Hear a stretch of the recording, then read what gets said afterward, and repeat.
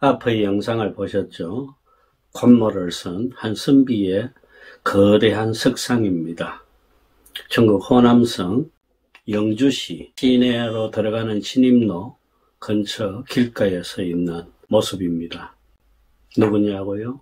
오늘 주제로 할 당나라 시기의 시인 유종원의 석상입니다. 지금 현재 광서성 유주, 즉 류저우에는 이보다 훨씬 더 큰 석상 건립 공사가 한창 진행되고 있습니다.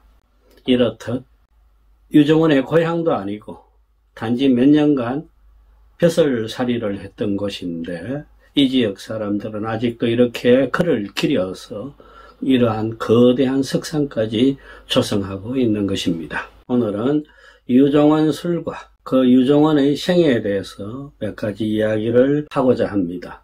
먼저 시 한 편을 소개할까요? 지금 날씨가 꽤 무더워지고 있습니다. 이 더운 계절하고 아주 상반되는 그 겨울의 풍경을 이 녹음 우거진 시절에 또 살펴보는 것은 어떨까 싶네요. 천산조비절하고 만경인종멸하네. 고주사리봉은 독주 한강설이라. 오만산에 새들의 날개짓 그치고 길마다 사람의 총적이 사라졌는데 외로운 배에 도롱이 입고 삿갓은 노인네는 홀로 낚시를 하네. 겨울 창강에 흰 눈은 나리는데. 이런 시입니다. 적막하기 짝이 없는 겨울 풍경 하나가 마치 영상으로 보는 듯이 시야에 잡혀주는 그런 시입니다.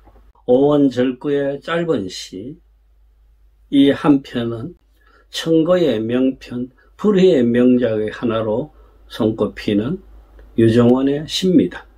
예전에 서당에서 한시를 공부할 적에도 학동들은 이 시를 외우고 읊으면서 자기 시 창작의 한 전범으로 삼았다고 합니다.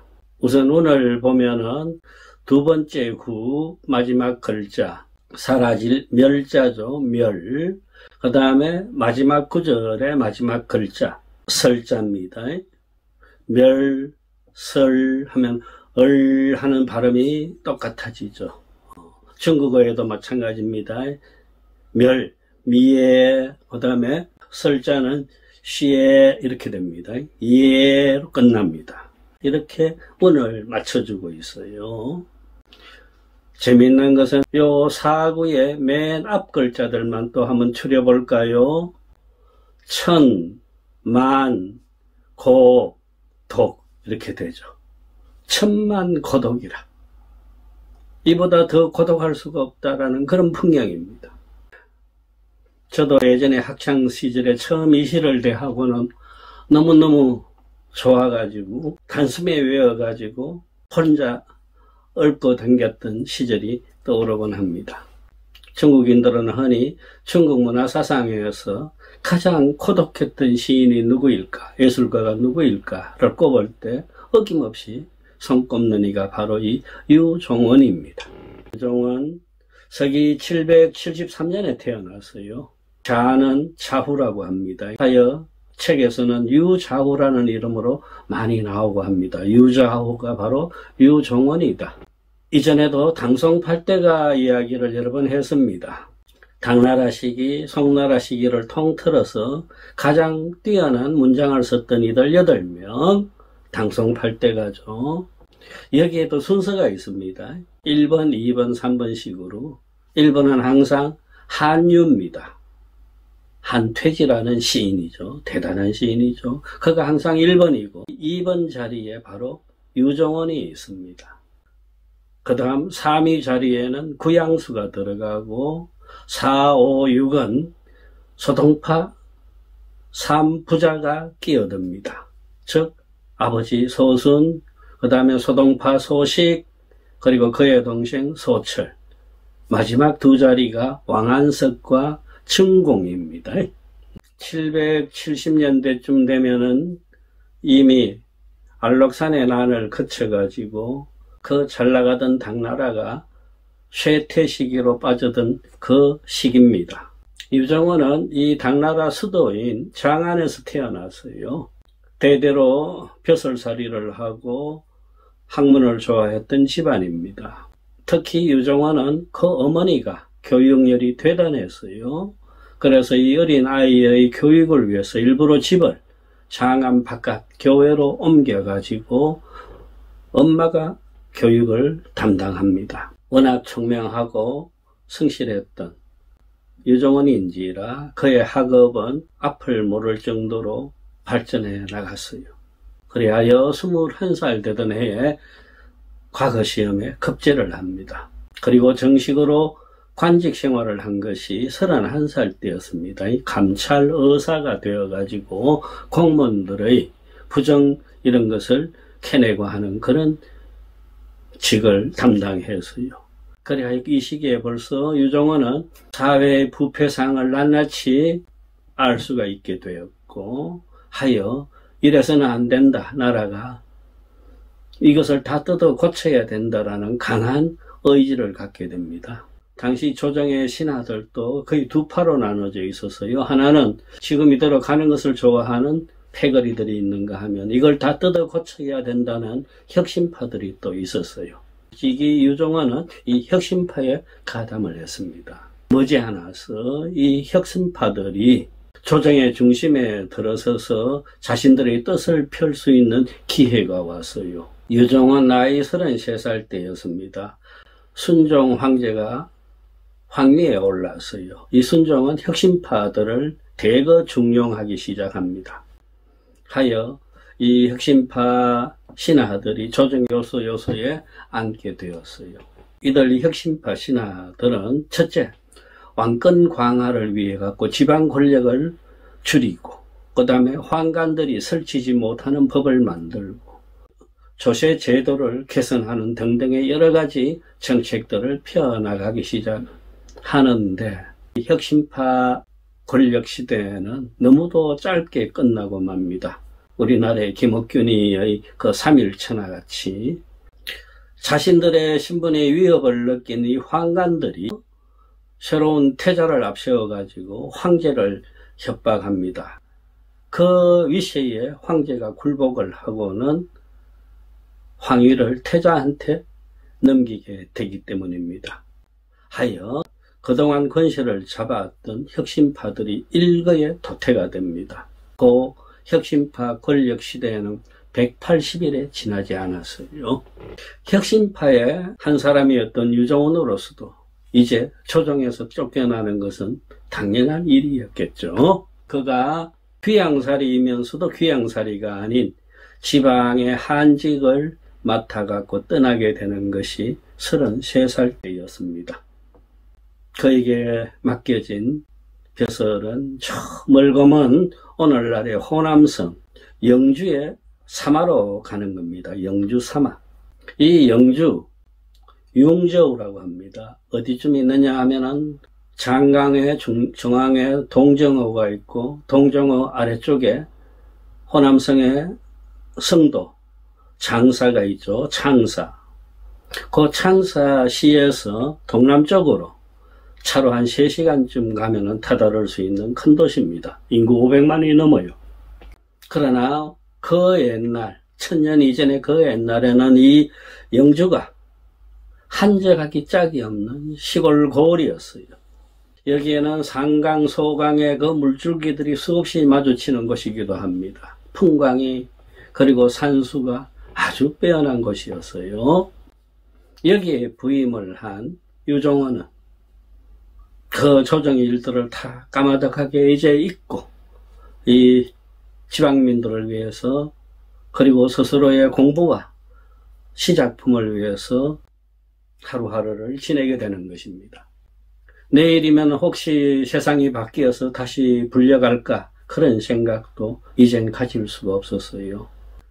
유정원이 영주 생활이 무려 거의 10년 가까이 이어지게 됩니다. 그만큼 조정에서는 지방으로 쫓아낸 이 유정원에 대해서 누구도 관심을 갖지 않게 됐던 것입니다. 아까 읽었던 그 강설이라는 시, 겨울강에 내리는 눈 이런 뜻인데 그 시가 지어진 것도 바로 이 영주 생활에서였습니다. 여기서 그는 끊임없이 책을 읽고 절간을 찾아다니고 또 그 아름다운 산수들을 유람하는 것으로 자신의 근심과 우울을 벗으려고 애를 썼습니다. 우리 정약용도 그렇고 김만중도 그렇고 하죠. 귀양살이가 예전의 그 문사들한테는 또 하나의 기회일 수가 있었습니다. 학문적으로 예술적으로 자기를 심화시키고 고양시키는데 그 귀양살이보다 더 좋은 게 없다라는 겁니다. 할 일이 없으니까 공부밖에 할 수가 없다. 마땅한 일이 없으니까 작품이나 열심히 쓸 수밖에 없다. 좋은 일이죠. 지금 현재 전해지고 있는 유정원의 시가 542여 편이 되는데 그 중에는 이 10년 영주 생활에서 쓴 시들 그리고 영주와 관련된 시들이 320편이 넘습니다. 달리 말하면은 이 영주의 귀양살이 같은 그 벼슬살이가 없었다면은 오늘날 우리는 유정원의 이름을 기억하는 이가 없을 것입니다. 이 당시 유정원이 속에서 끓고 있는 분노와 그리고 고독과 그 적막함을 이길 수 있는 또 하나의 방편이 뭐였느냐 하면은 술이었어요. 유정원의 시에 음주와 관련된 시들이 아주 많은 까닭도 그 때문입니다. 아름다운 경치를 보고 그 자리에 술이 있음으로 해서 그 경치의 경지가 높아지고 음주의 경지가 또 깊어지는 그 이야기를 유정원은 스스로 쓰고 있습니다. 우리 인간의 신미성, 즉 아름다움을 파악하는 그 본성, 그것의 최고 경지는 어디서 나오느냐? 자연의 아름다움에서 나온다라고 얘기했어요. 나아가서 술의 최고 경지에는 자연의 그 아름다움을 더불어 가지고 그것을 더 깊게 바라보는 데 술이 작용을 하면서 술의 아름다움이 절정에 이르게 된다는 것도 이미 유정원이 파악하고 있었습니다. 이 당시 술과 관련된 그의 대표작 중 또 하나가 음주라는 시가 있어요. 지난번에 도연명의 음주라는 시를 소개했죠. 똑같은 제목의 시가 유정원한테도 있습니다. 앞에 네 구절만 소개해 볼까요? 금석소유락하기에 귀자개 청존하고 거상뇌 선주하도다. 아위구 우버이기에 새벽부터 왠지 마음이 무거웠네. 하여 침상에서 일어나는 대로 술잔을 깨끗이 씻은 뒤에 잔을 채워서 먼저 술을 만든 조상들에게 바치노라. 이는 술로서 내 우울과 번뇌를 쫓기 위함이라네. 그죠? 한 젊은 선비가 아침에 일어나자마자 잔을 깨끗이 씻고 청주를 술잔에 따라와가지고 이렇게 하늘에 주신한테 바치는 모습이 눈앞으로 다가옵니다. 여기 선주라고 하는 것은 술을 만든 술의 조상을 말합니다. 중국 역사 같으면은 의적과 두강 같은 술조상들이겠죠. 서양 같으면은 디오니소스가 되겠고요. 이런 이들이 술을 만들어 우리들한테 주었기에 내 일신의 불편함은 물론 마음의 그 무거움까지 벗을 수가 있다라는 것이 잘 나타나는 시이기도 합니다. 이렇듯 유정원의 생애에 있어서 떼놓을 수 없는 지역이 바로 영주라고 했죠. 호남성 영주.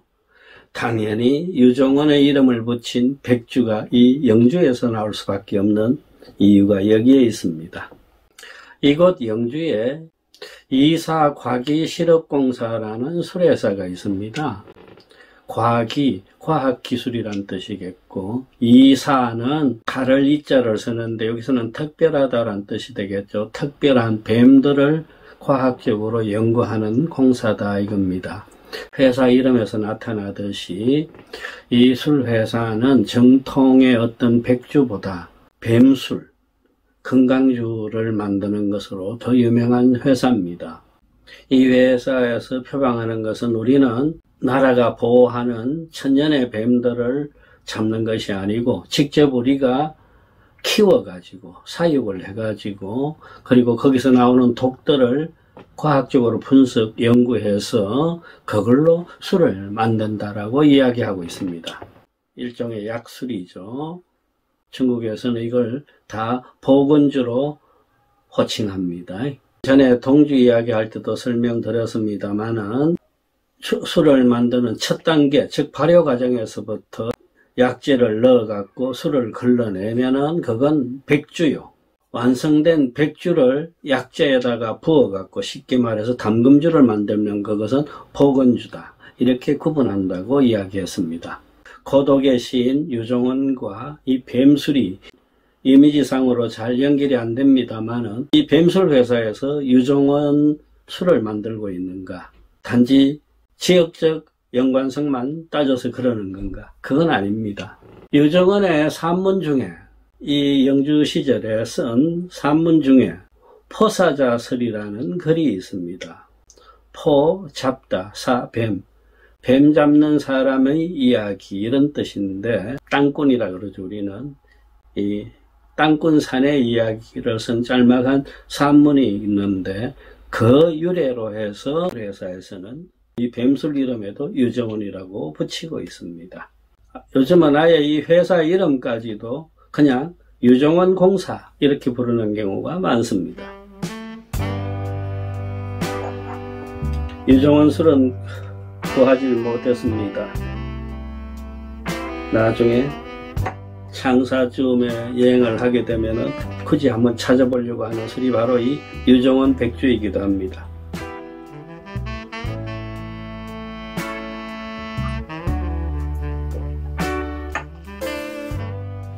가격대를 살펴보니까 유종원 백주가 200위안에서 500위안 정도, 즉 우리 돈 4만원에서 10만원대의 가격이 책정되어 있는 걸 보면은 중간 이상급의 소비자들을 타켓으로 한 술이다라는 걸 알 수가 있어요. 유종원이 이 영주에서 10년 세월을 보내게 된다 그랬습니다. 그리하여 그의 나이 43였을 때였습니다. 조정에서 이제 서울로 돌아오라는 명령이 떨어져요. 하여 유종원이 장안으로 돌아갔는데 장안에 도착했는데 도무지 무슨 직책을 주질 않아요.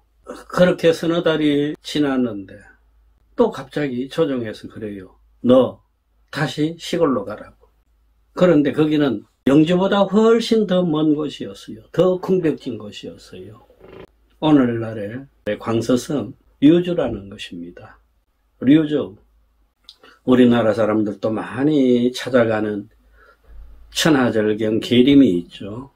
그 계림에서 남쪽으로 또 차로 2~3시간을 더 내려가야 다다를 수 있는 곳이 바로 유주입니다.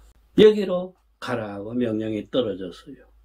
당시에 노새나 말을 이용해서 이 유주까지 가려면은 거의 반년 세월이 걸렸어요. 묵묵히 유종원은 유주를 찾아 내려갑니다. 유주 자사의 직책으로 백성들을 다스리는데 이 시기 그는 자신의 예술적 경지가 훨씬 높아지는 한편으로 철학적 사고도 심화됩니다. 아울러 그는 행정가로서 백성들에게 커다란 봉사를 합니다. 그렇게 유주 생활 3년 남짓이었어요. 그 무렵이 돼서야 조정에서 대사면령이 내려가지고 이제 온전히 너도 죗값을 다 치렀으니까 서울로 오라 그럽니다. 그해 11월 유종원이 짐을 사서 도성으로 돌아가려는 준비를 할 무렵 병에 빠져들고 마지막 숨을 거두게 됩니다. 누린 나이, 향년이라 그러죠. 향년 47세였습니다. 강직하고 훨씬 온화하고 기품이 있고 그러면서 생애의 대부분을 고독과 울분 속에서 살아야 했던 유정원, 그가 남긴 문학적 업적은 혁혁합니다. 기회가 있어서 이 호남성 유정원 백주를 마시거나 또는 그 유정원 뱀술을 마실 때에는 이 한 외로운 시인의 생애까지 더듬어 보면서, 그리고 우리의 엄주가 산수의 아름다움까지 쫓아갈 수 있을까를 생각해 보시는 것도 좋을 듯 싶습니다.